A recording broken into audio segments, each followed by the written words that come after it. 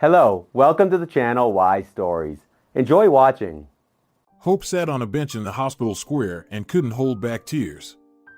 It was the height of April, a wonderful time of year, fresh, just blooming leaves, gentle sunshine, a pleasant light breeze filled with the sense of warm earth. Hope loved spring very much. Right now, she would love to take a walk, enjoy the good weather, make plans for the summer, but she sat near the hospital building and cried. Fortunately, there was no one nearby, so she could let her feelings flow. Armando, her beloved husband, the man who accepted Hope and understood her like no one else. He was in the intensive care unit now. Just 6 months ago, he was a strong, healthy man, as reliable as a stone. Next to him, all problems seemed trivial. Hope knew he would do anything for her, move mountains, reach for the moon. He gave her a sense of security, protection, cheered her up when she was sad, said the right supportive words when she needed encouragement. They were like two halves of one whole. It may sound cliché, but it was true. It seemed that Armando could read Hope's thoughts. And even now, lying in the hospital bed, all entangled in sensors and wires from the floor, he was still trying to support Hope. "Don't worry, we'll break through." That's what Armando said today when he noticed that his wife was about to burst into tears. Hope held herself together, of course. It was the last thing she needed for Armando to spend his last strength trying to calm her down. But he could see right through her, and, of course, he understood all her feelings. "We'll break through." Unlikely.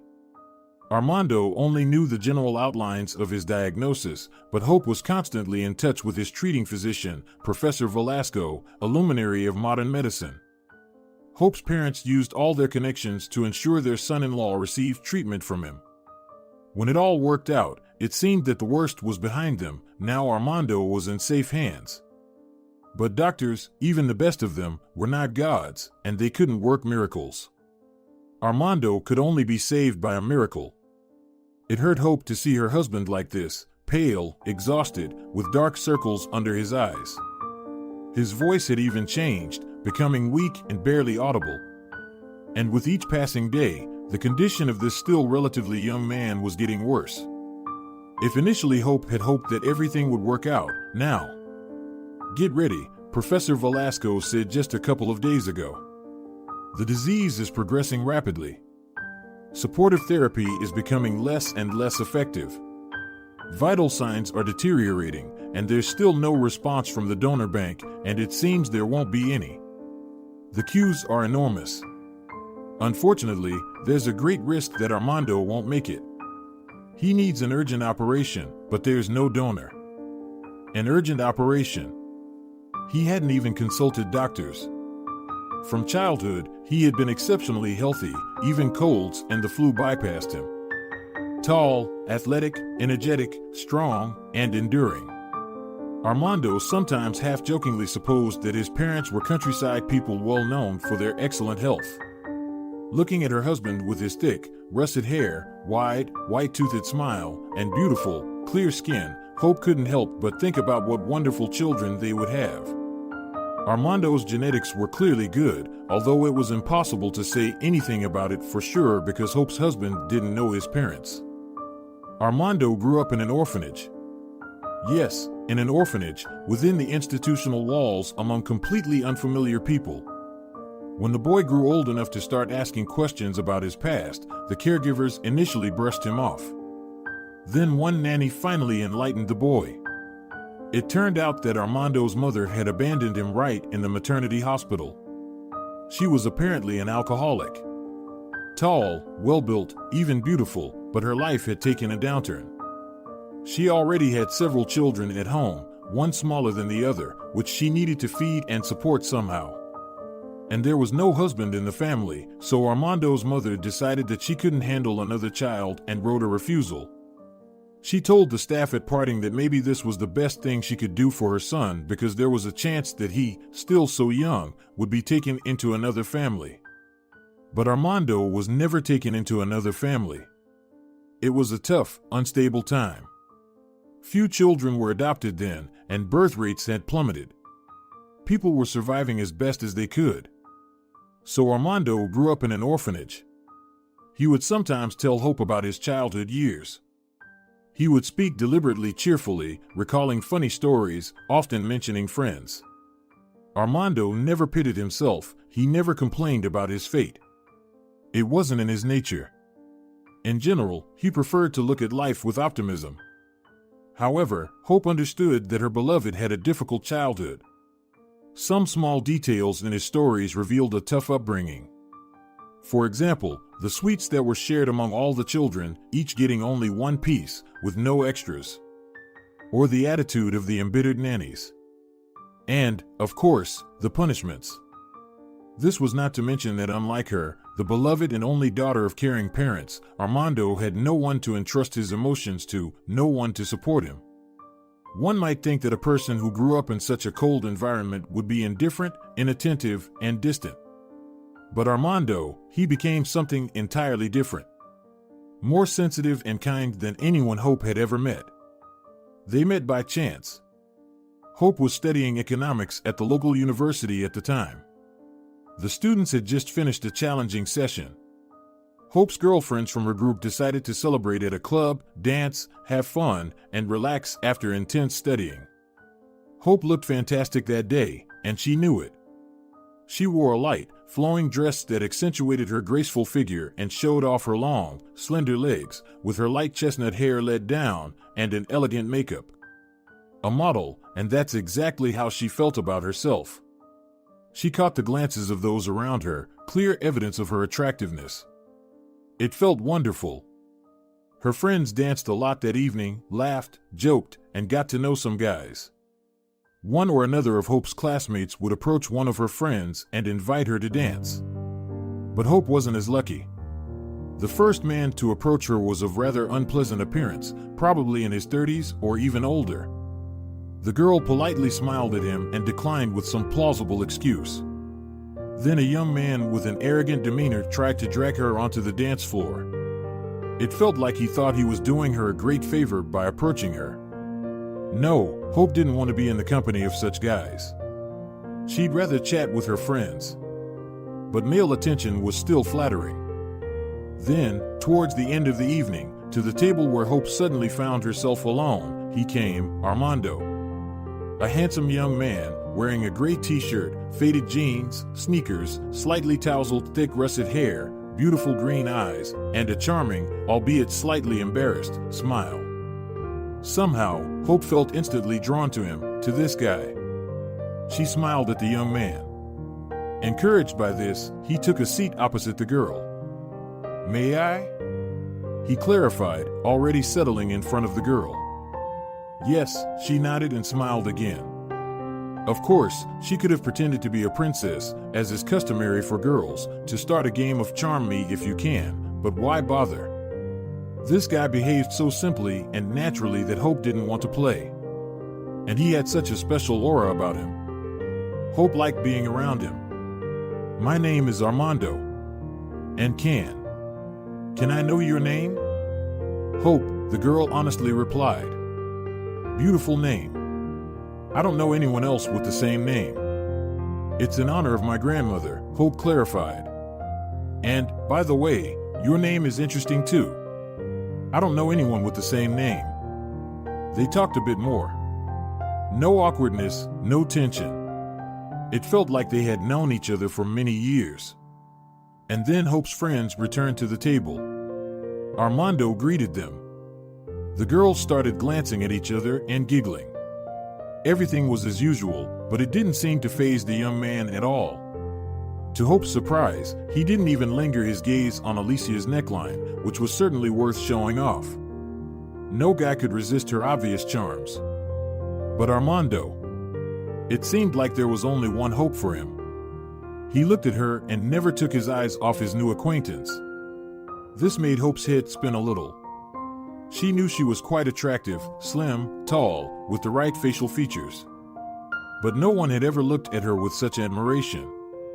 A slow song started playing, and Armando invited Hope to dance.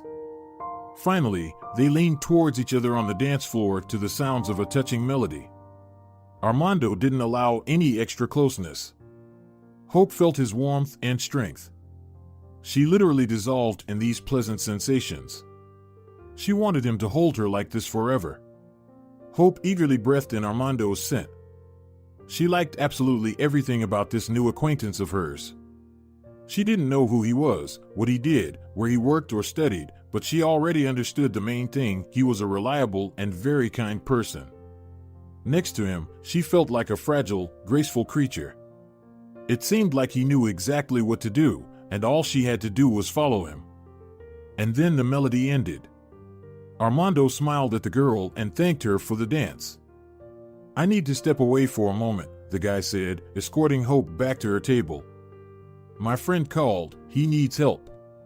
But I'll be back. Please wait for me. Just don't disappear, okay?" "Don't count on it, I won't disappear," Hope joked. The evening continued. Hope listened to her friend's impressions of the club and new acquaintances. She seemed to be listening, smiling, and even inserting some remarks where necessary, but all of this no longer mattered or interested her. She was waiting for Armando. Hopefully, this wonderful guy would return soon. Let him hold her in a dance again or look at her with that same gaze. Armando just disappeared for some reason. He wasn't anywhere to be seen. At first, Hope was worried, then she started getting angry. In the end, she concluded that her new acquaintance had simply met someone else, some girl he was currently charming. Probably typical club charmer. Strangely, though, Hope felt jealousy and anger at these thoughts. Amazing, considering that by that time, she had only known Armando for about half an hour. They hadn't even exchanged phone numbers. And he hadn't promised her anything. Well, you can't control your heart, as they say. "Has your admirer disappeared?" Christina asked sympathetically, apparently noticing the sadness in her friend's eyes. "But you liked him, didn't you?" "No," Hope lied. "There's nothing special about him. Just another guy, a million like him." "Right," Alicia praised. "There are plenty of them, and you're one of a kind, a queen. Let's go to the bar on the next street. Everything's quiet here already, but there it's just getting started." Alicia was the most experienced partygoer in their group of friends. She knew many places in the city where you could have a great time. The others greeted her suggestion with enthusiasm, except for Hope. She still hoped and waited. What if he comes back after all? What if something prevented him from coming on time? Well, that would be silly. It's silly to wait for a barely acquainted guy who seemed to have forgotten about your existence altogether. Besides, she didn't want to break away from her friends. The girls called a taxi, and the cheerful group poured out onto the club's porch. It was very late, and it seemed like it was starting to rain. The car arrived, and the friends loaded into the back seat. The driver quickly brought them to the bar through the deserted streets. The first person Hope saw when she got out of the car was Armando. At first, she couldn't believe her eyes. "We didn't even exchange phone numbers," the guy said, approaching closer. "When I realized that, and then saw that you weren't there anymore, it was like a bucket of ice water poured over me. I was so afraid I'd never see you again." "But how did you find us?" Lively Alicia interjected. "I saw you getting into a taxi as I was coming out onto the porch. I caught a ride and followed you," the guy explained. Hope smiled. No one had ever done such a thing for her. It was like something out of a movie. "So, are you joining us at the bar or what?" Alicia inquired. Armando looked at Hope questioningly. "Or what?" she replied to her friends. "We'd rather take a walk." Armando beamed, and the girls smiled knowingly. "Whatever you want," Christina said. "Just make sure to text me when you get home, understood?" Hope nodded. She knew that responsible Christina was worried about her and had specifically asked Hope to let her know when she got home so that the young man would know he was being watched and wouldn't dare do anything bad. They strolled through the nighttime city, holding hands. They didn't want to say goodbye at all. They talked about everything and nothing, and sometimes they just remained silent. Words were not needed at that moment. Near Hope's home, Armando kissed her. Her head spun. She had been waiting for this moment for so long, but Armando had hesitated. He had been very cautious with her, as if he was afraid of scaring her away. "I actually thought for a long time before approaching you that night," the guy confessed. "I watched you for a long time, saw how you turned everyone down, but I couldn't gather the courage. I thought maybe you'd politely send me away too. And then how would I live with that?" Armando and Hope started dating. The girl learned a lot about this young man, and some details of his life initially shocked her. It turned out that Armando grew up in an orphanage. He had never seen his parents, and he didn't even know who his father and mother were. This didn't make sense to Hope. How? How could someone survive without the care and support of a mother and father? But Armando survived, and not only that, he had actually done quite well for himself. Unlike most children from the orphanage, Armando devoted a lot of time to his studies. "I understood that otherwise I wouldn't have a future in life," Armando shared his memories with Hope. Seeing the determination of their diligent student, the teachers helped him, guided him, provided extra help, and encouraged him. The guy was very grateful to them for this, especially to his physics teacher. Armando dreamed of becoming wealthy and famous and planned to visit this caring teacher after achieving his goals to express his gratitude. With his excellent diploma, Armando easily entered a prestigious college of economics and computer science. Here, he quickly became one of the top students. At the same time, he started working part-time, taking small orders online. He saved money, realizing that he would need it after leaving the orphanage.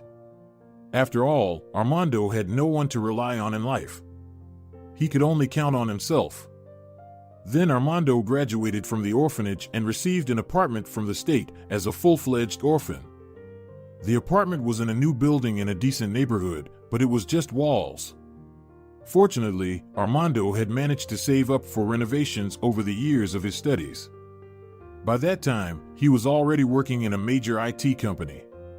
He had plans to attend university to obtain a higher education and continue climbing the career ladder. However, he kept postponing it because, in addition to his main job, he had many side gigs that he didn't want to give up. He needed money, he needed a financial safety net. That was the only way he could feel secure. Armando was the same age as Hope, but he had already experienced so much, knew so much about the world and life that he seemed like a person wise beyond his years to her. He had to grow up early, worry about providing for himself at a young age. Hope was still supported by her parents. She felt like a mommy and daddy's girl, and Armando. This guy had already achieved so much. He knew how to earn money, how to save, how to handle everything on his own. Strength and confidence emanated from him. Armando knew exactly what he wanted from life. This couldn't help but command respect. Despite all this, Armando was very kind and sensitive and needed love and acceptance. Hope felt that. He hadn't received enough attention in childhood and now cherished sincere feelings and goodwill. Armando was so different from all the guys Hope had known. She thanked fate for their chance encounter in the club. When Hope finished university, Armando proposed to her. It wasn't a big surprise for the girl, and her parents weren't surprised either. By that time, Armando had long been acquainted with Hope's parents. He was highly regarded by both the girl's mother and father. "Such a handsome, good guy, and such a difficult fate," sighed Hope's mother. "Well, God willing, everything will be fine for him now. Boy has done a lot for this. He's not a boy anymore, a real man." Her father objected. "I respect guys like him. Young, but already knows what he wants. He will achieve a lot." Hope and Armando got married, went on their honeymoon. It turned out that Armando had been saving money for all these events for a long time, so the celebration was splendid. The newlyweds began living together in Armando's apartment. They didn't experience any household friction. Everything went smoothly and naturally. Hope wasn't particularly skilled in household chores, but Armando never scolded her or even hinted at it. He took care of many house tasks himself. Hope watched his agile and confident movements and learned slowly. She also wanted to take care of her beloved. Hope even found herself enjoying cooking. In her family, the kitchen had always been her mom's domain. No one else was allowed near the stove. Hope never imagined how interesting it was to create dishes from a set of ingredients. Real creativity. Armando praised his young wife's cooking, even when a dish didn't turn out well, burned, or was too salty. It was both funny and endearing. The spouses lived together harmoniously. They had so many plans for their life together, buying a new, more spacious apartment, traveling, and, of course, having children. Armando, who had spent most of his life alone, dreamed of having a large family. "You don't mind becoming a mother of many children, do you?" he jokingly asked. "We'll have a son first, then a daughter, then another son, and then twin girls." "What's the difference?" "We'll have lots and lots of children, like 5 or 6. That's not nearly enough. I, for example, dream of having 10. Can you handle that?" "I'll move mountains to make it happen." The spouses were joking, of course, but both actually dreamed of having children. Hope looked at her handsome husband and thought that their little ones would be wonderful, healthy, cute, and most importantly, loved and cherished. Armando was the best potential father one could imagine. He wouldn't shy away from spending time with their offspring and wouldn't dump all the responsibilities on his wife. No, he would be a loving, caring, and involved dad who would help with lessons, come up with interesting games, and provide support in difficult times. The couple dreamed of having children, starting with 2 at first, and then see how it goes. But the desired pregnancy still hadn't come. 2 years had passed since their wedding, and the family remained childless.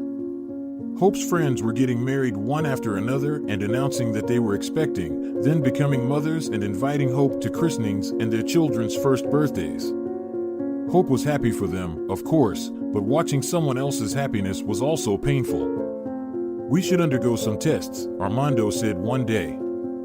"I can see how much you're suffering. Both of us should go to the doctor, find the cause, and everything will be fine." Hope, of course, had thought about it too but was somehow afraid. Since childhood, she had a fear of clinics and people in white coats. She was a bit of a coward in that regard. Armando turned out to be perfectly healthy, but for Hope, it was a different story. Serious problems were discovered in her. "Your diagnosis is not good," said the doctor, looking into Hope's eyes. "It doesn't threaten your life, but natural motherhood is impossible in your case. You can try IVF, but even there, the chances are slim." Hope cried that evening on her husband's shoulder. He comforted her, stroking her back and hair. "Why are you so upset? The doctor said we can try IVF. We'll try if you want to. If not, we can adopt a child from an orphanage. I want our child," Hope sobbed, "our own, someone who looks like you." "That doesn't matter," Armando assured her. "A child is a child." But they still decided to try IVF. The first attempt was unsuccessful, and so was the second. Finally, a pregnancy test showed 2 lines. It was a brief moment of joy followed by a miscarriage. Back to preparing for IVF, back to hopes, and back to disappointment. It took 3 long, painful years for all this to unfold. Hope was nervous. Her health suffered due to the endless medical procedures, but she was determined to achieve her goal. She desperately wanted a child. She painted bright pictures in her mind, Armando holding their own baby, warm, crying, alive. That image stayed with her.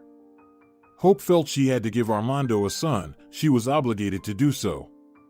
He had done so much for her. He loved her so much, understood her, and supported her. He was her rock and her hope. Could she really not fulfill his cherished dream? "That's enough," Armando said softly but firmly. This happened after another unsuccessful IVF attempt. Hope had already lost count of which attempt it was. But she was still taking her pills, preparing for the next procedure. Enough of what? Hope didn't understand. Enough of ruining your health. You need to take a break from all this. What do you mean? It's very simple. You stop taking these pills. We just live, enjoy life and each other, without thinking about all this. It was a tempting prospect. Hope herself was tired of these hopes and anxieties, of endless medical procedures and tests. But what about the child? But you dreamed of having a big family. I dream even more of a happy life with the person I love, with you. I want you to be happy, but you're wearing yourself out with all this. It's time to stop. What about the children?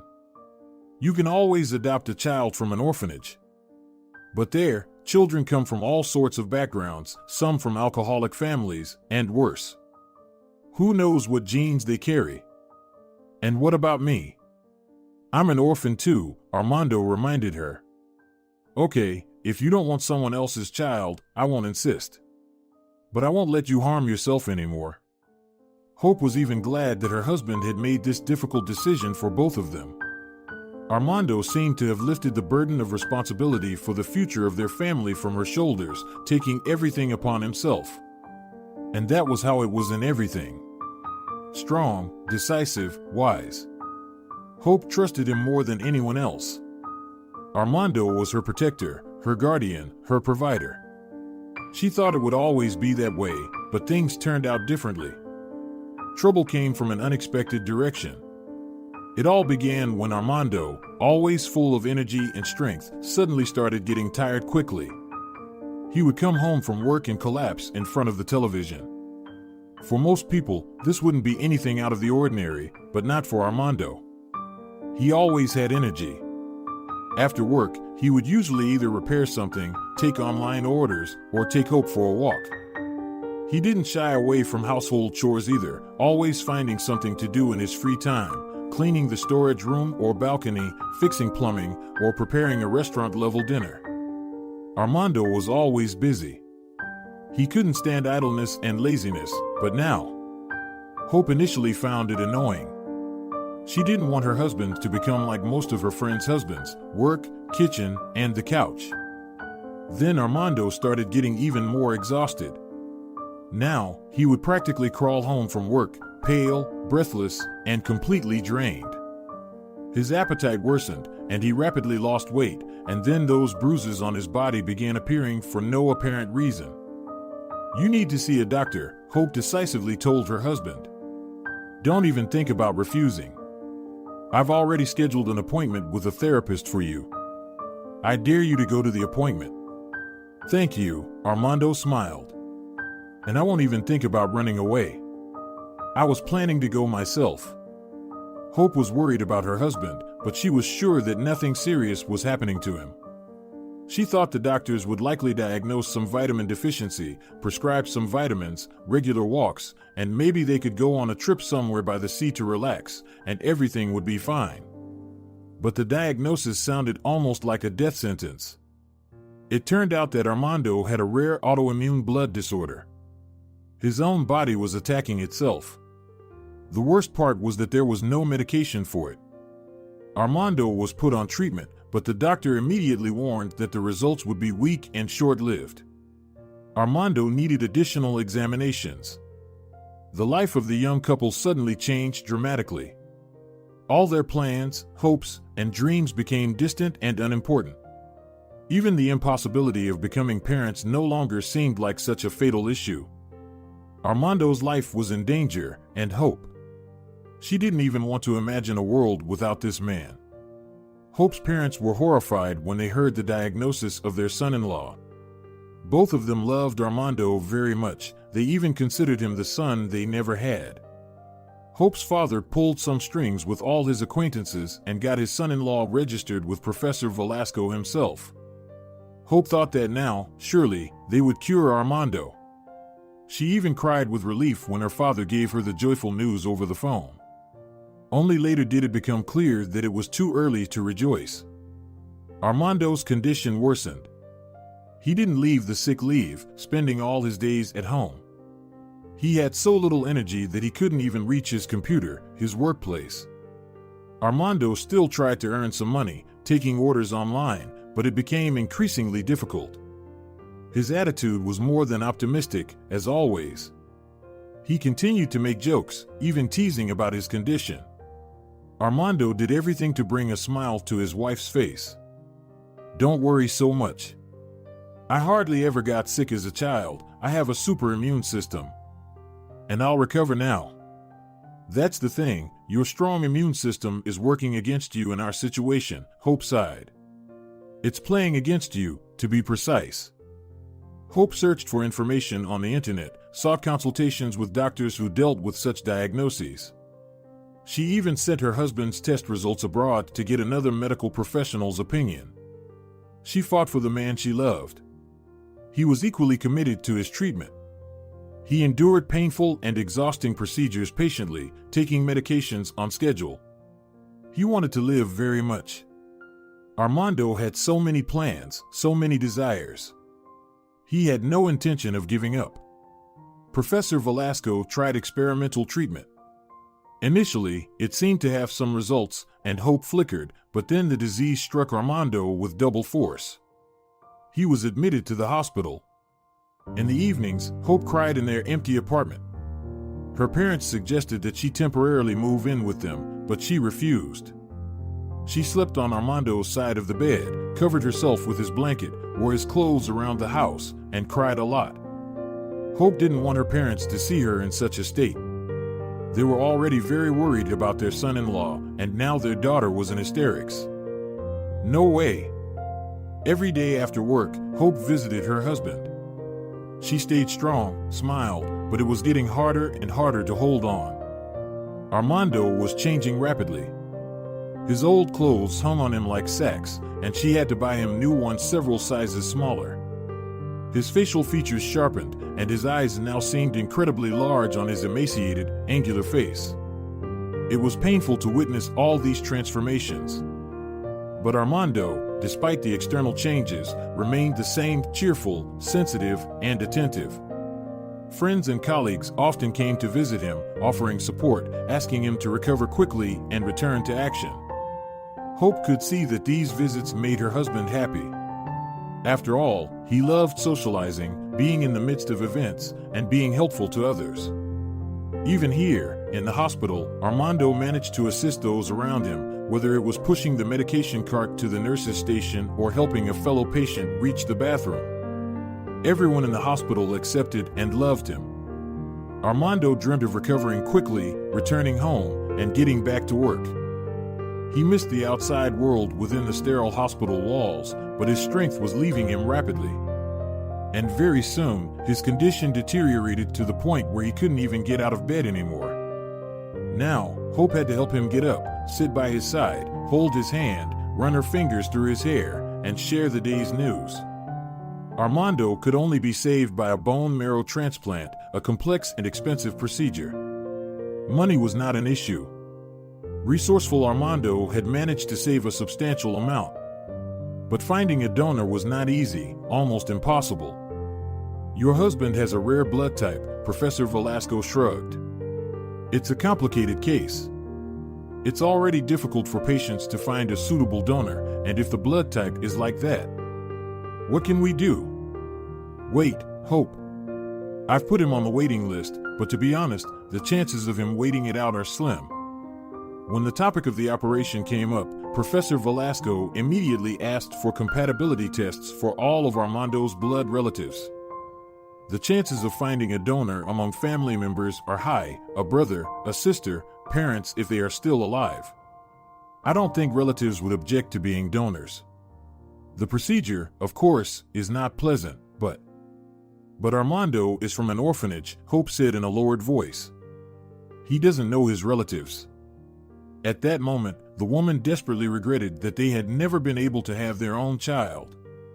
Perhaps a son or daughter would have been a salvation for her husband. Professor Velasco, always calm and composed, looked puzzled. "Well, we'll have to look elsewhere." But the search was progressing very slowly. There were a few candidates willing to save a stranger, but none of them were a suitable match. Hope was dwindling. Hope wiped her eyes and looked around. The hospital garden was still empty. Tears brought temporary relief. She was about to leave. After all, she had to get home through the evening traffic, but Poor Armando, a woman's voice sounded from just around the corner of the building. Hope startled. For some reason, she immediately knew that they were talking about her husband. Armando was not such a common name these days. The woman cautiously peeked around the corner. It was the staff smoking area. There were a few comfortable benches with backs, trash bins, and a small babbling fountain. Right now, 2 nurses from the hospital were sitting on a bench. Hope recognized them. She had often seen these nurses on the floor where Armando's ward was located. Both women were middle-aged and were clearly taking a break in the middle of a tough shift. Yes, it's a shame about Armando, the second nurse agreed. He's a young man, a good one, kind-hearted, and clearly not a troublemaker. He's fading before our eyes, and there's no way they'll find a donor for him. His indicators are so rare. Tears welled up in Hope's eyes again. She wanted to rush out of her hiding spot and shout at these women who had written off her beloved so easily. Yes, he has no relatives. It's a pity, the woman in the white coat nodded, flicking the cigarette ash away. You know, my mother-in-law lives in New Pines, you know the place. So when we visit them, I often see a guy there. He looks just like our Armando, like one and the same person. But Armando is a decent person, and this one is soaked through, unkempt. An alcoholic, in a word. So I'm thinking, what if he happens to be a relative of our Armando? Such a resemblance can't be a coincidence. I'm considering everything. Should I tell someone about this or keep quiet? Keep quiet, of course. You're always coming up with all sorts of things, and people will get all agitated and upset. They don't need any extra hassle, and things are already tough as it is. Just look at his wife, her face is completely gone. The conversation then turned to other topics, what to cook for dinner, how to properly raise children, whether it's worth planting tomatoes of a finicky variety at the summer cottage or better not to bother. Hope leaned against the wall to keep from collapsing. Her head was spinning again. New Pines, the name of the village, sounded familiar to her. It was all because a few years ago, Armando had finally decided to find his relatives. Why bother? Hope had wondered back then. Your mother left you at the maternity hospital. She didn't even bother to take you home, abandoned you, betrayed you, and now suddenly you, all successful and accomplished, want to find her. Why? Just to let her leech money off you later? You wouldn't understand, probably. Armando shook his head. It's so important to know your roots. What if I have brothers and sisters? I wonder if we're alike in appearance and character. It's hard to explain. Even if you find them, I don't think it will make you happy. They're probably not very good people. Good people don't abandon their young children. Hope remained resolute. She feared that Armando would be deeply disappointed, that it would hurt him, and she didn't want people like that entering their lives. She was almost certain that Armando's relatives were scoundrels who would undoubtedly use him, evoke sympathy, and demand responsibility. But Armando still started the search. He even hired private detectives for the job. However, the results didn't come quickly. Many years had passed, some documents had already been lost, but eventually, specialists managed to trace Armando's mother's origins and even discovered her name, Leticia Amaretto Cardozo. Armed with such information, finding the family was easier than ever. But Armando. He suddenly halted the search, paid off the detectives, and asked them to drop the case. Hope didn't understand her husband once again. Yes, I did want to find my family. I wanted to know who they were, why my mother abandoned me, but then, when I was so close to the goal, I changed my mind. Why? His wife was surprised. Well, I don't even know. Maybe I got scared. How do you look them in the eye? What do you talk about? And what if none of them are even alive anymore? How do you cope with that? Hope shrugged. It was only much later that she realized that Armando was genuinely afraid of disappointment. As long as he didn't know for sure, he could paint all sorts of pictures in his head and come up with justifications for his cuckoo mother. Now, Hope heard the mention of the village New Pines in the nurse's conversation. Armando's mother was from there. Woman remembered it very well. And here it turns out that in New Pines lives someone who looks exactly like Armando. Of course, it could be a mere coincidence, but what if it's not? After all, it's entirely possible that the woman who gave birth to Armando had more children. Perhaps one of them remained in New Pines. For the first time since learning about her beloved's terrible illness, Hope felt a surge of strength. She had a purpose now. She would definitely go to New Pines and find out everything. And in any case, even if there were no relatives of Armando left in the village, Hope now had a plan. Finding her husband's relatives, with the information about his mother, would be a breeze. Then it would just be a matter of convincing these people to undergo compatibility tests and perhaps offering them money in the end. That evening, Hope went to bed in high spirits. Instead of tormenting herself with heavy thoughts and tears, she carefully planned her actions. Tomorrow, she would take unpaid leave from work, then get in touch with the detectives, give them the green light to resume the search, and simultaneously head to New Pines to find the person the nurse had mentioned, the one who looked like her husband. The thought that the nurse might have exaggerated for dramatic effect or simply made a mistake, Hope diligently pushed out of her mind. It couldn't be. All of this couldn't just be a mere coincidence. She felt it deep down with an intuition she couldn't ignore. The next day was filled with chores and preparations. Hope finished all the important tasks at work because she wouldn't be in the office for at least a week. She went to visit Armando. Although he could barely raise himself in bed, he managed to find the strength to smile and wink at Hope. "You look especially beautiful today," Armando said, studying his wife. "Did something happen?" "I'm just in a good mood," Hope replied. Hope sat down next to him and took Armando's hand. He weakly squeezed her palm. "That's great. But I know you well, you're definitely planning something, aren't you? Come on, confess." Hope didn't want to give her husband false hope too early, and she couldn't let him worry now. No, he shouldn't know that tomorrow morning Hope would set out in search of his relatives. "Well, I just had such a good dream, as if you were healthy again, and we were going on a trip with our child." "A fantastic dream," Armando praised. "I have such dreams sometimes too." "So, sooner or later, it will come true," Hope confidently declared. Of course, Hope had lied to her husband about her dream, but during the night, she had indeed had a beautiful dream. She and Armando were walking down sunlit streets, each holding the hand of a child. Her heart swelled with joy, with the feeling of infinite happiness.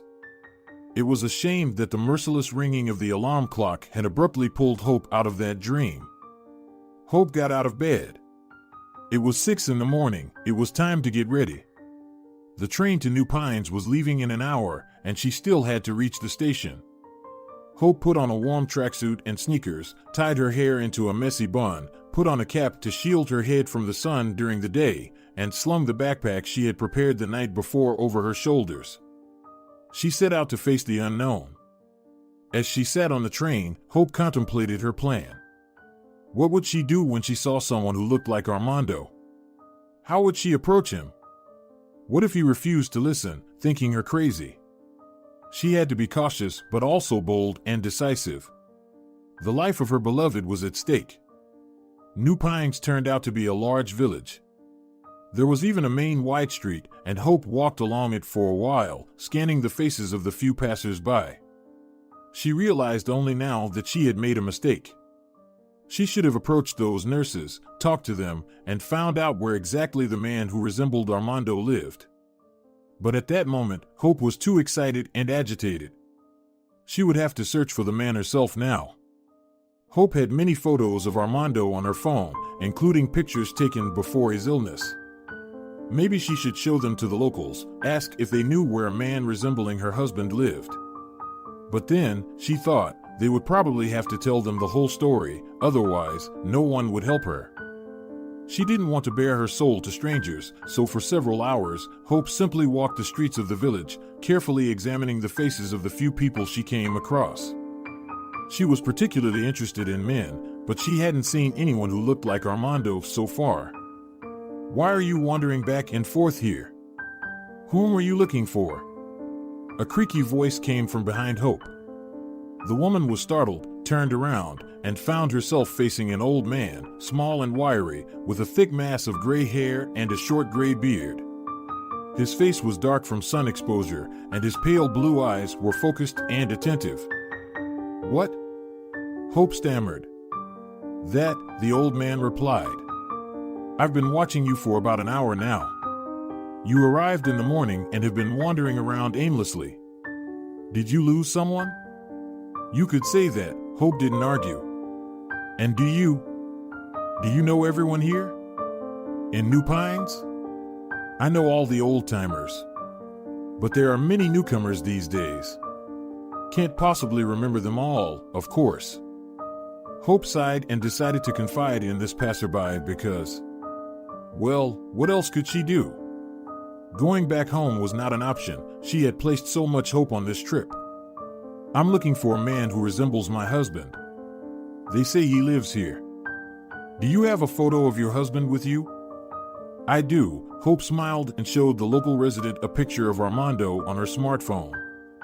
"Well, there's one here who fits the description," the old man said, carefully examining the photograph. "That's Alex Amaretto." Amaretto. A shiver ran down Hope's spine. Armando's mother's name was Leticia Amaretto Cardozo. Another coincidence. Although the surname was not uncommon, it still. Hope was afraid the old man would start asking her why she was looking for this person, but he displayed remarkable tact. Silently, he led the woman to the right house and bid her farewell politely. A leaning fence, an overgrown yard, something resembling an impromptu dump next to a weathered wooden outdoor toilet. Sunlight glinted off broken bottles amid the trash. Hope cautiously pressed the doorbell button next to the gate and waited for a while. No one answered.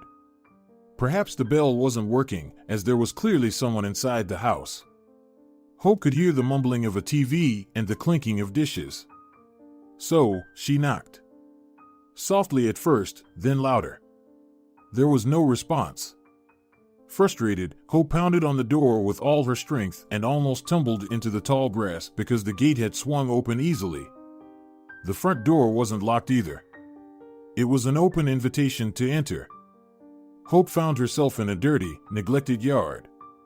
She felt a moment of fear, imagining that a dog might suddenly come rushing from behind the house, or the owner might get angry. She had barged into someone else's property like this. But no one appeared. Then Hope gathered her courage and climbed the porch steps. The front door was unlocked too, but the woman hesitated to enter the house without permission. She knocked on the doorframe with her knuckles. The sound was feeble, but someone heard her. "Come in. Can't you see? The door is open." Hope thought that the homeowner was probably expecting someone else, as he clearly didn't anticipate seeing her, a stranger. Still, she entered. Inside, it smelled damp and old. The furniture was old, with torn upholstery and cracked wooden elements, a true antique. Unexpected items were strewn and piled everywhere, a shaggy doll with a face drawn on with a blue pen, swollen books with yellowed pages, an old cassette player, a floor tub with a ficus. Dishes cluttered every available surface. Some plates were clean and empty, while others were dirty with traces of food. From the room, a curious cat emerged onto the porch, presumably to see who had come. The TV's noise and the sound of a boiling kettle could be heard from the kitchen. Unexpectedly, amid this shabby and dirty dwelling, the scent of fried potatoes with onions turned out to be pleasantly inviting. Hope's mouth watered at the thought. She hadn't tasted anything this delicious in a long time. "Well, where were you all this time?" A man appeared in the porch. Hope was about to be frightened. Being alone with a stranger in his empty house was an adventure in itself. Who knew what he had in mind? But when she saw this man's face, she couldn't help but let out a surprised sigh. It was the same eyes as Armando, the same cheekbones, the arch of his eyebrows, the hairline, the facial expressions, even the mole on his neck. The homeowner bore an incredible resemblance to Hope's husband. Of course, there were differences. Armando had led a healthy lifestyle. He had clear skin, thick hair, and strong white teeth. Before his illness, he looked like a fit and handsome man. This man, on the other hand, clearly smoked a lot and indulged in drinking. Red, inflamed eyes, deeply set wrinkles, and unkempt stubble. His appearance was perfectly complemented by his attire, sweatpants worn down to the knees and a loose, unwashed tank top. "Who are you?" the homeowner asked. There was no accusation or threat in his voice, just curiosity. "From the Child Welfare Agency, perhaps?" I don't even know where to begin," Hope confessed. "Maybe you should start by looking at a picture of my husband?" The man shrugged and approached. Up close, he looked even more like Armando. Hope couldn't take her eyes off him. "All right, I've seen it," the homeowner said. "So what?"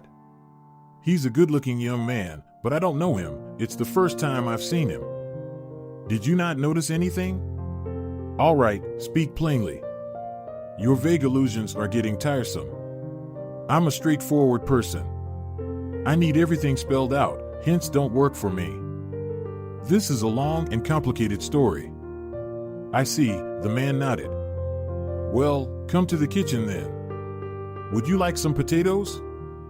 This man was inviting her, a complete stranger, to sit at his table, and he was behaving with her as if she were his neighbor or an old friend. His way of communicating helped Hope overcome her awkwardness. Strangely, despite his unkempt appearance and signs of heavy drinking, the homeowner was becoming quite likable to Hope. Hope settled on a clutter-free stool and began to tell her story. At first, she was hesitant and stumbled over her words, but the man listened attentively.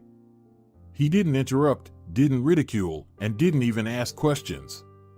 He hung on to every word she said. His face remained seemingly calm, but Hope could tell. She noticed that her story was making a significant impression on this man. Hope began by talking about her husband's illness, then she mentioned overhearing the conversation of the healthcare workers, and finally, she disclosed the details of Armando's fate. She explained that her husband's mother had left him at the maternity hospital, and then the boy ended up in an orphanage, where he was raised. "And now I've seen you, and you know, even DNA analysis is not needed here. You and my husband are simply one and the same person." "Show me his photo again," the man requested. As he examined the pictures on Hope's phone, his hands trembled slightly, but his face remained impassive. "Could it be him? Could it be your Armando is my brother? You have a brother?" Desperately, Hope hoped she hadn't made a mistake, that this man was indeed Armando's relative who could save him from a life-threatening illness. "My name is Alejandro," the man suddenly said. "We never properly introduced ourselves. What's your name?" "Hope." "Hope. What a lovely name. Quite rare these days. So, did you ever have a brother?" "I did," Alejandro nodded. "Now I'll tell you the story, and the conclusions, we'll draw them later. It's not by chance that you ended up here, oh no, not by chance. Alex was the only boy in the family. At the time when the fateful events unfolded, he had just turned 8.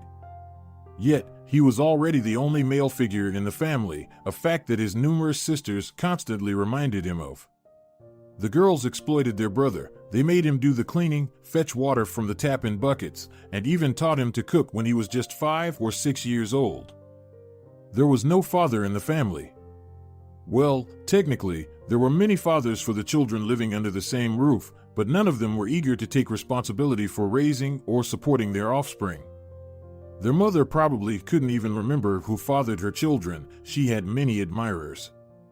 Her love for parties and revelry from a young age was ultimately her downfall. The family lived in the very same house where Alejandro resided now. They slept in whatever beds they could find. Creaky, narrow, old beds, a stove, mattresses on the floor, or sometimes just discarded coats and furs if they were lucky. Their mother received government assistance, and that's how they survived, or rather, how they managed to scrape by. Occasionally, Leticia Amaretto's numerous admirers would help. Someone would bring potatoes for the children, another would bring meat, and someone else would bring milk. Overall, the children lived in perpetual hunger. They went to school in tattered clothes, froze in the winter, and hardly ever saw any sweets, even on holidays. At that time, many people were struggling, but they made an effort to make ends meet and provide for their children. However, not Letitia. She was particularly unconcerned about the difficult economic situation in the country, hunger, and poverty. She flitted through life like a carefree and colorful butterfly. She saw her children more as helpers around the house or neighbors. She rarely hugged them, never nursed them when they were sick, and certainly didn't protect the younger ones from the bullying of the older ones. Sort it out yourselves. I don't need your quarrels, Letitia usually said when one of the children complained about being bullied. Alex had a tough time growing up in such an environment. His constantly intoxicated and overly cheerful mother, the constant presence of her guests, and the tyranny of his older sisters. The girls, it turned out, intended to follow in their mother's footsteps. Well, what else could they do? They had seen the example of such a life from an early age. What else could be expected of girls who grew up in such a family? First, the oldest sister brought her husband, a man twice her age, into the house. They had a child, which led to government assistance. The parties continued with renewed vigor. Then, the second sister followed suit. Alex's life was becoming increasingly unbearable. So many people in the small house, crying babies, hunger, and beatings from his mother and older sisters for not completing his chores. I actually wanted to run away, admitted Alejandro. I was just 8 years old, but I remember it very well. I thought I'd build myself a shelter in the woods, live there in peace and quiet, survive on berries and mushrooms. The main thing was to get away from all of them. Only the little ones stopped him. Little nieces and sisters who, Alex knew this, would be lost without him. Especially the youngest sister, sickly Lori, who needed care and attention like no one else. And then, suddenly, it turned out that their mother was expecting another baby. Children usually found out about the impending addition by the size of Letitia's belly, and she didn't even try to hide it. She had always treated her pregnancies lightly, but this time, the new baby upset her in advance. What do we need another mouth to feed for? Letitia lamented, sitting in the kitchen with a cigarette. We're already cramped for space, and now another freeloader is coming.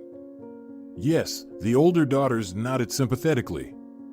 It would be okay if they paid decent allowances for these freeloaders. Then it would be worth the suffering. But it's just pennies, that's all. I won't even bother taking the baby from the maternity ward. I'll write a refusal, and that will be the end of it. Little Alex even choked on a piece of bread. How could a mother refuse her own child? Discard it like trash? The boy had seen babies many times, nieces and younger sisters. He took care of them and understood how vulnerable and fragile newborns were. The very thought of abandoning such a tiny baby troubled him deeply. Mom, let's take the baby, Alex said. I'll take care of it. Alex's request provoked a fit of horse laughter at the table. You don't understand anything yet, you little scoundrel. Victor, the husband of the oldest sister, gave Alex a light slap. Alex went out into the yard. For some reason, he was convinced that this time his mother would give birth to a baby brother for him. The boy, growing up surrounded by sisters, had always dreamed of having a brother. He would teach him all the things boys should know: how to fish, carve wooden figures with a pocket knife, and climb trees.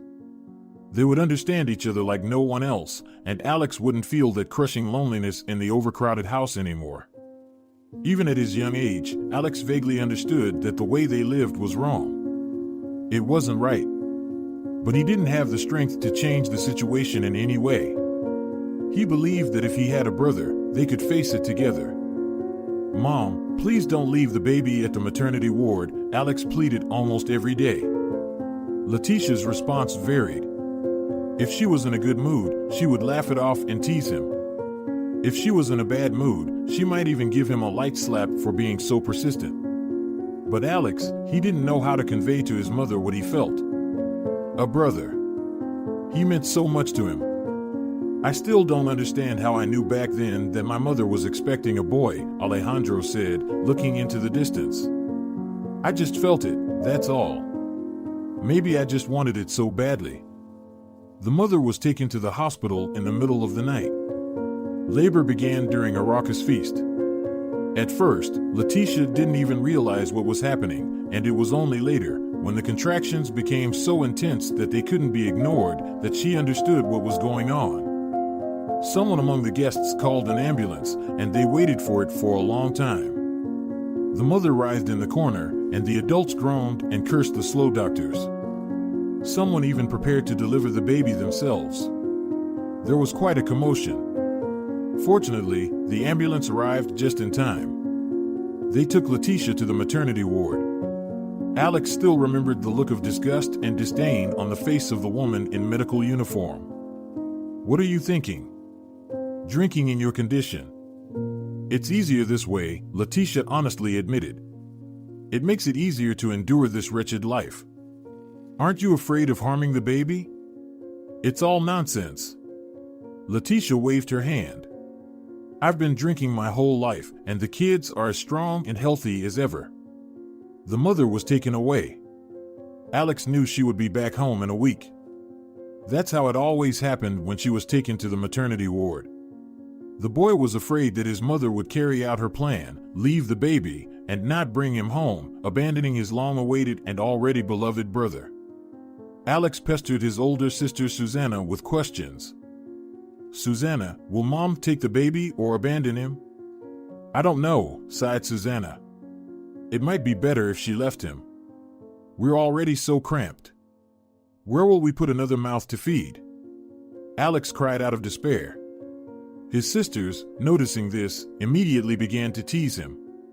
After the allotted time, the mother returned home, looking slimmer and refreshed from a week without drinking but with completely empty hands. Hello, dear family. I'm finally home. I got tired of that hospital. You walk on eggshells there, like in prison. We should celebrate my return, invite Pedro and Dolores, Nicholas, and the Monteros. Alex looked at his mother and felt tears welling up in his eyes. She didn't leave his brother behind. The boy rushed to his mother. Where's my brother? Where did you leave him? Tell me, I'll find him, I'll take him. Letitia, with a nasty grin, looked at her hysterical son. For Alex, the absence of his brother meant the collapse of all his hopes and dreams. Unable to bear the tension, the boy began to hit Letitia's hands and legs with his little fists, wherever he could reach. Oh, come on. The woman roughly grabbed the child, pushed him away. What brother? It was a girl. How can it be? But what about brother? And where is the girl, anyway? Huh, she died, calmly Letitia replied and headed to the kitchen. Is there anything to eat? I'm starving, it's unbearable. Alex stared at his mother in confusion. But she deceived me back then, Alejandro said, turning his gaze to Hope. And I found out about it just a couple of days later. At that time, my mother's friend, Aunt Isolda, came over. They were sitting in the kitchen, drinking, of course, and chatting about life. And I overheard everything. Maybe you shouldn't have left the little boy at the maternity ward? Aunt Isolda asked, sadly looking at her friend. Where would I keep him, Isolda? We're already sleeping on top of each other, we have nothing to eat at home, and who knows, someone might take him, he's still so small. There are plenty of childless people out there. But nature has rewarded me with boundless fertility. But it was still a boy. He would have grown up and become your support, your helper. And Alex was so eager to have a brother. He had all sorts of dreams. What if he wants to fly to the moon tomorrow, huh? Do I need to rush out and buy him a rocket? Alex froze in the doorway. He was keeping an eye on the little ones in the yard. One of his nieces wanted some water, so the boy went inside to fetch it, and that's when he overheard everything. So, his mother had lied to him. It meant that Alex did have a brother. But now they would send him to some orphanage or to other people, nice people, and this little boy, he wouldn't even know he had a brother who had longed for him and waited for him so much. The boy cried then out of pain, despair, and the impossibility of changing anything. Alex understood that trying to convince his mother was useless. She would never bring his brother home, and it might even be too late. Children were nothing but an annoyance to her. Several years passed, and life was not easy for Alex. His mother drank more and more, gradually losing her humanity. Fortunately, she didn't have any more children. The older sisters slowly left the nest, going their separate ways. Soon, Alex became the oldest of all of Letitia's offspring in the house. He was around 12 at the time, while his youngest sister, Lori, had just turned 7. Lori was special. She spoke poorly, didn't always understand when someone spoke to her. The village kids teased her, calling her a dummy, but Lori would just smile in response to those insults. That's how she was, open, sincere, and defenseless. She loved everyone around her, everything in this world fascinated her. Alex had grown attached to Lori. How could he not? He had been taking care of her since she was a baby, feeding her, bathing her, putting her to sleep. Sometimes she would hug him with her little hands, rest her curly head on his shoulder, and Alex would feel like the strongest, most loved, and almost all-powerful person in the world. He protected his little sister from the teasing kids and took care of her. He watched over Lori even more closely than the other younger sisters because she didn't always understand what she was doing and couldn't always recognize danger. He was always worried about her. Mother drank throughout the entire pregnancy, that's why the child was born sick, the neighbors would gossip. But Alex couldn't help but wonder, if his mother had behaved differently, would his sister have turned out different, just like the others? Would Lori still be so kind, open, and sincere? Alex always made sure the gate to the yard was locked. Lori often played alone near the house, where the boy had specially set up swings made from a car tire and a sandbox just for her. He rarely took her to the communal playground. There was always someone there who would insult her or even push her. Alex had also taught his sisters to keep an eye on the gate, and they diligently carried out his instructions. None of them loved Lori in the same way as Alex did, but they all had their own ways of showing affection. But their mother, talking to her was futile. In her sober moments, Letitia still understood and realized things, but once she started drinking.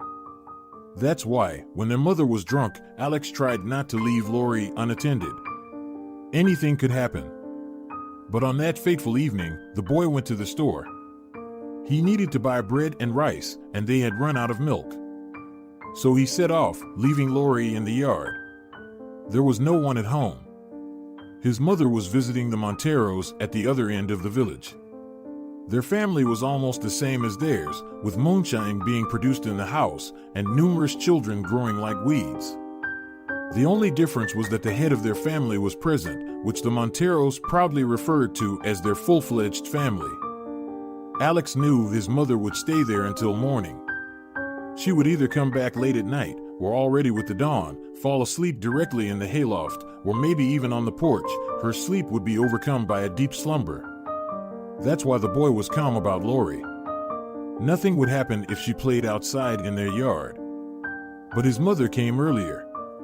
Some argument had happened at the Monteros, so the woman stormed out of their friend's house, proudly slamming the door.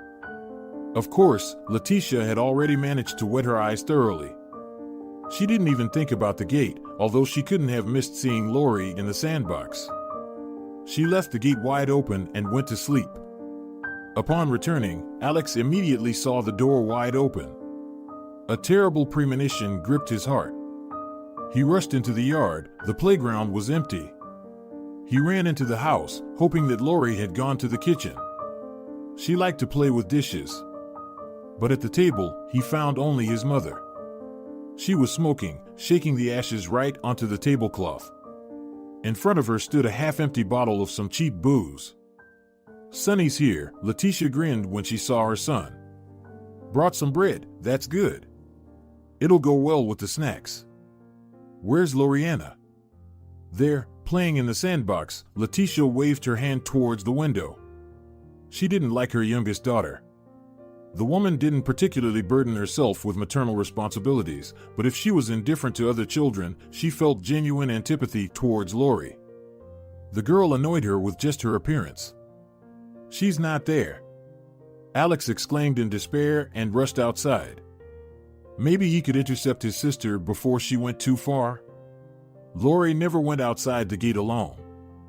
Usually, Alex accompanied her. Occasionally she went for a walk with Amelia, the eldest of the sisters who still lived at home. Lori should never be left alone. She could behave unpredictably, get scared, or go somewhere dangerous. Neighbor Sonora Payne noticed Alex in a panic, running around the village, learned what was happening, screamed, gathered people. Now a whole group was looking for Loriana. By evening, it became clear that they couldn't handle it on their own, so they called the police. The search lasted for about 2 days. By the end of the first day, people were already saying that the child was unlikely to be found alive. Alex didn't even want to think about it. He blamed himself for not taking Loriana with him to the store. But he couldn't have imagined that his mother would return so early. Then divers found Lori. Apparently, she went straight to the lake. Alex often took his sister to the water. She liked to splash around in the shallows, build sandcastles, bask in the sun. Apparently, being outside, the girl remembered the place where she felt good and hurried there. Alex watched his sister carefully during such walks, never took his eyes off her, didn't let her go too deep. Loriana didn't understand the danger, but she always obeyed her brother without question. But this time, Alex wasn't there to stop her. She went into the deep water and couldn't get out, and a tragedy happened. It's so terrifying. Even after many years, Alejandro couldn't calmly recall what had happened. To this day, I remember it in the smallest detail. The police came to our house, called us to the shore. I understood everything right away, but I still had hope. Mother hadn't been drinking for those 2 days since she was under constant surveillance by neighbors and the police. But she didn't care at all about Loriana. All this fuss about the missing daughter irritated her.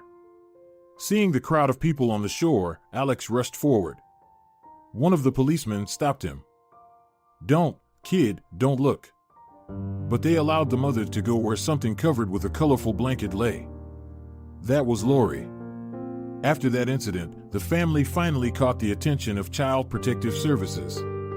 Strict women with folders in their hands, policemen, and other responsible officials began to visit Letitia's house. Alex heard words from them like unsanitary conditions, inappropriate living conditions, and irresponsible mother. He didn't understand much at the time about what was happening. All his thoughts were consumed by the tragedy that had befallen Loriana. The boy blamed himself for what had happened. All it would have taken was to take his sister with him to the store, and nothing would have happened. But it seemed that his mother was almost happy about her sick daughter's disappearance. Well, that's how it happens. Anyway, Lori was a little fool, not fit to live. These words from his mother infuriated Alex, but he kept silent, not arguing. He had long since realized what kind of person his mother was. It was pointless to explain anything to her. The visits by officials ended with Letitia being stripped of her parental rights, and the children were sent to a children's home. Alex and Amelia ended up in the same shelter, while the younger girls were sent elsewhere. They were quickly adopted by some well-off family. It seemed that the sisters were taken by a wealthy family.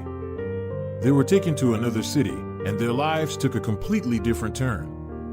Alex hoped very much that they were happy and carefree. Alex himself liked the children's home, clean bedding, delicious food, decent clothing, new shoes.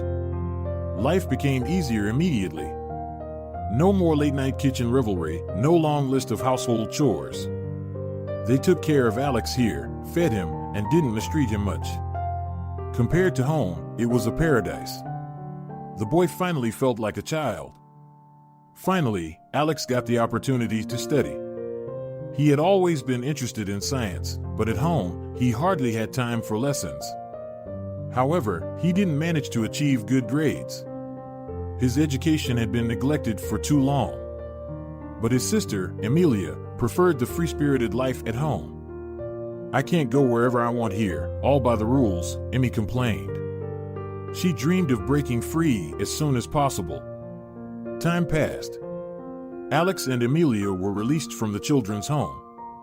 By that time, their mother was no longer alive, she had died. Brother and sister returned to their old home, half ruined, old, dirty. Alex honestly tried to start a new life, but he couldn't succeed in anything.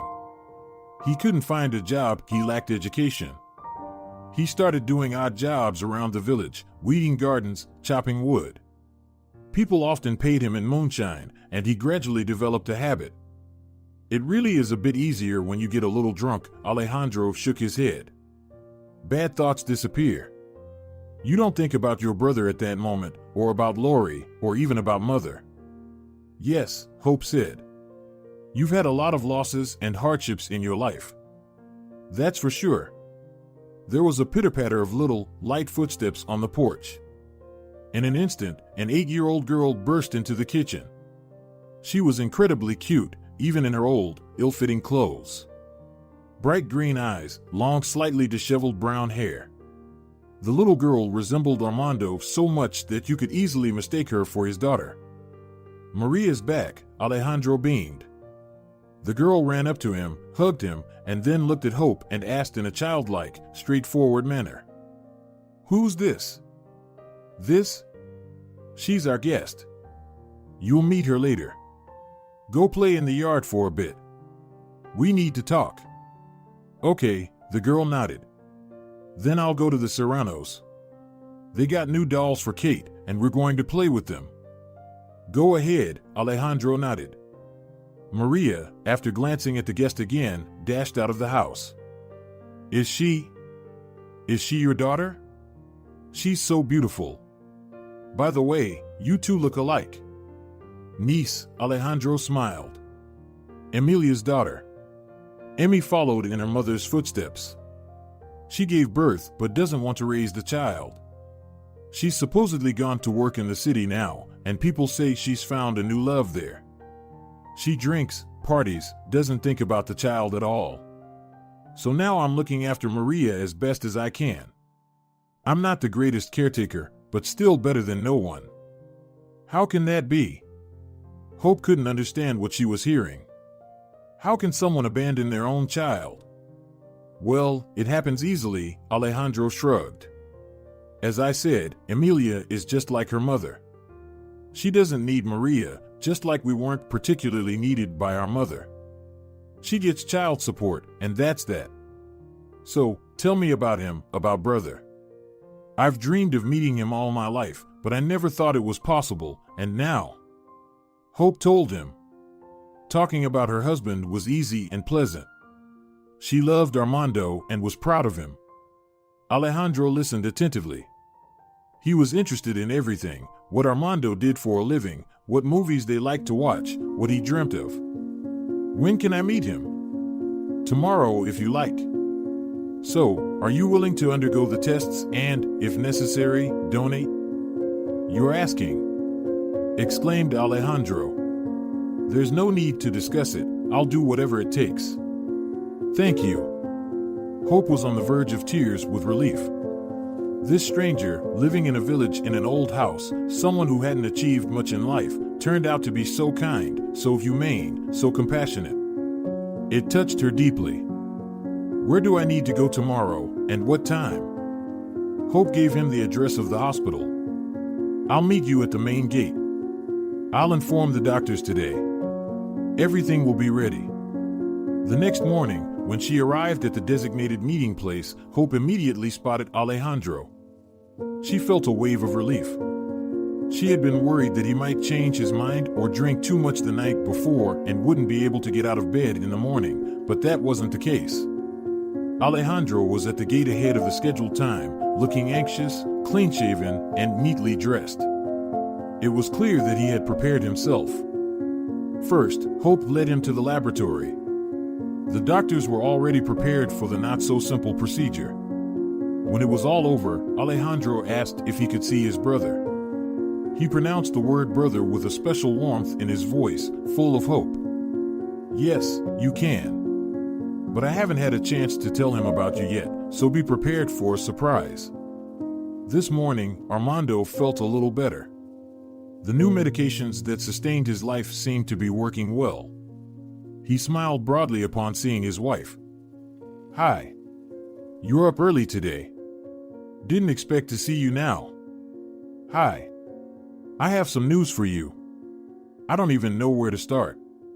About 20 minutes later, Hope was sitting in the corridor outside her husband's room. Alejandro was with Armando.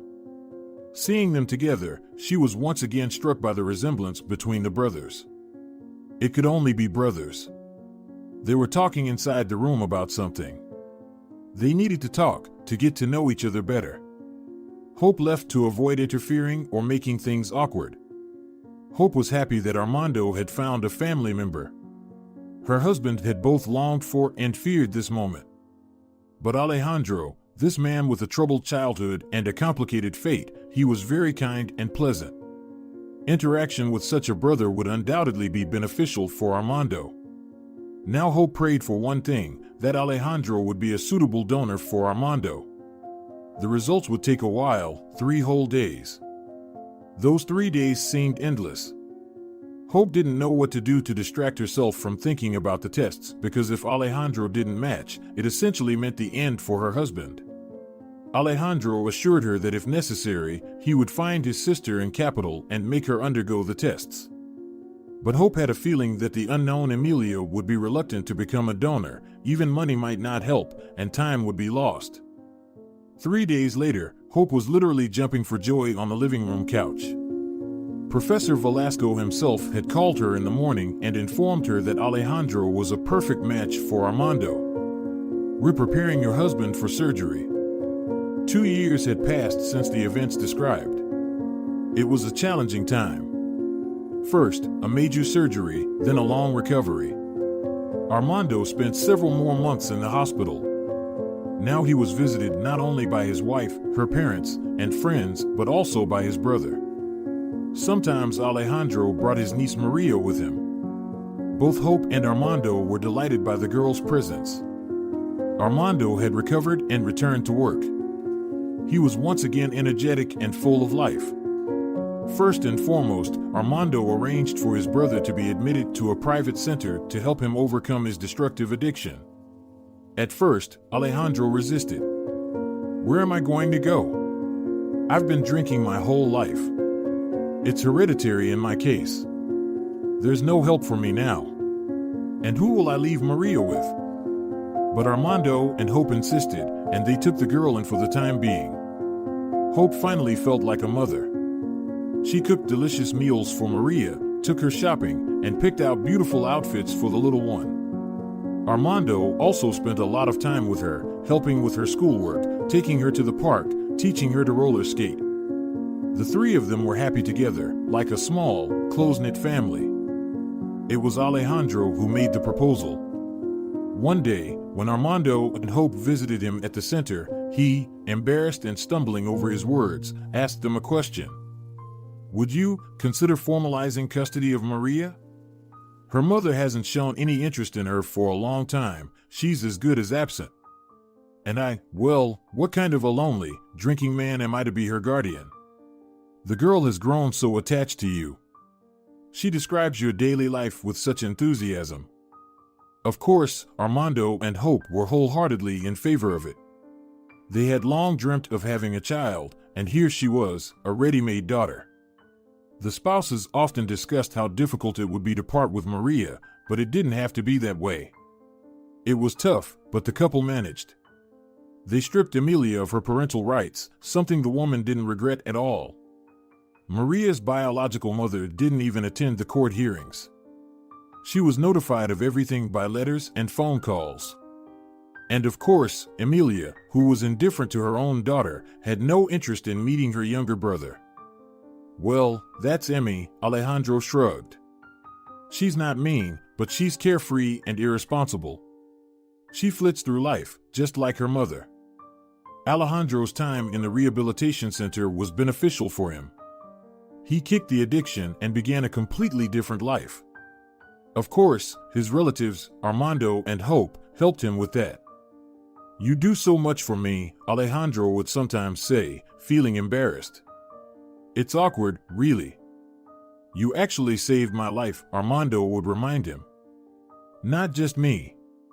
It was Hope who found me. We both made an effort, and without her." Armando got his brother a job in the same company where he worked. Alejandro had golden hands, and he was very welcome in the technical department. "You should settle down in the city, close to us," Armando often said. "It's easier together." Alejandro agreed with his brother. He sold the rural house, sent a portion of the money to Emilia, as was customary. He used the other half as a down payment on a mortgage. Alejandro bought a small apartment in the city. It was small, but how much space does a single man need? And it was right next door to his brother's house. Everyone was pleased with this arrangement, especially Maria, who was deeply attached to her nurturing uncle. Now, uncle and niece could see each other every day. They often visited each other's homes and, you could say, lived next door to each other. They celebrated all holidays together, of course. Armando had finally found a family. He had gained a brother. Watching Alejandro and Armando conversing casually about something, Hope was happy. Brothers together, despite everything.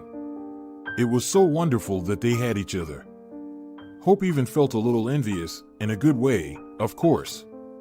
She had always dreamed of having a sister or a brother, but her parents never dared to have a second child.